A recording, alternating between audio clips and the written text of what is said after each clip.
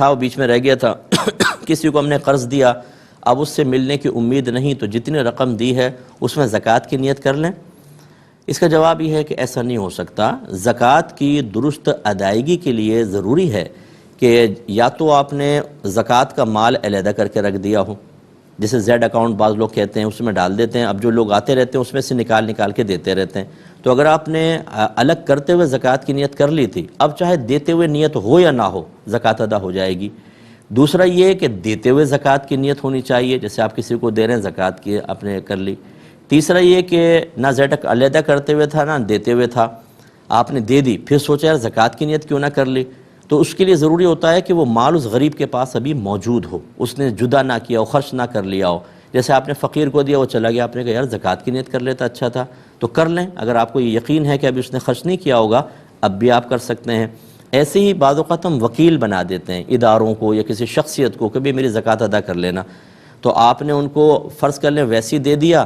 اور پھر کہہ دیا زکوٰۃ کی نیت سے دے دینا، دیتے ہوئے نیت نہیں تھی لیکن بعد میں کہہ دیا، تو جب وہ دے گا تب زکوٰۃ ادا ہو جائے گی، یعنی یہ بھی نیت آپ کی ویلڈ ہوگی۔ اب جو آپ نے قرض دیا ہے اس میں یہ دیکھیں کوئی بھی صورت نہیں ہے، تو قرض دیا تھا آپ نے، اب اس میں زکوٰۃ کی اب آپ نیت کر لیں، پیسہ تو ہے ہی نہیں اس کے پاس، نہ وہ وکیل ہے، یہ زکوٰۃ ادا نہیں ہوگی۔ اب اس میں طریقہ یہ ہے، فرض کر لیں میں نے 1 لاکھ روپے دیا ہوا ہے، اب ملنے کی امید نہیں، میں چاہتا ہوں 1 لاکھ زکوٰۃ میں شامل ہو جائے۔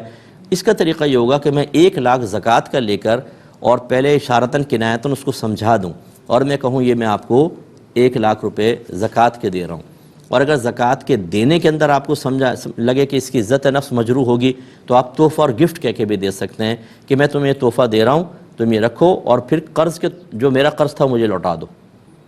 اب آپ نے جب یہ دی، صراحتاً کہہ دیں زکوٰۃ ہے، یا وہ اس کی عزت نفس کو ملحوظ رکھتے ہوئے آپ نے تحفہ یا عیدی کر کے دیا، یا آپ کی زکوٰۃ ادا ہو گئی۔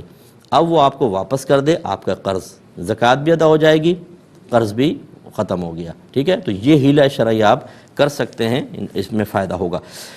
ایک انہوں نے کہا کہ یہ جو بعض اوقات فائن کی رقم ہم جمع کر لیتے ہیں، مالی جرمانہ جس کو کہتے ہیں، جیسے سکولز وغیرہ میں بچوں سے لیا جاتا ہے، ہم نے آپ کو بتایا تھا کہ شرعاً یہ صحیح نہیں ہوتا، مالی جرمانہ منسوخ ہو چکا ہے اور منسوخ پہ عمل کرنا حرام ہوتا ہے۔ اس کے اور متبادل طریقے ہو سکتے ہیں، وہ بھی میں نے اپنے پروگرام میں بتائے ہوئے ہیں۔ بہرحال یہی کہتے ہیں کہ فائن کی رقم اگر ہم نے لے لی تھی، اب مسئلہ پتہ چلا تو اس کو کیسے واپس کیا جائے، جبکہ پتہ ہی نہ ہو کس بچے نے یا کس نے کیا کیا دیا تھا۔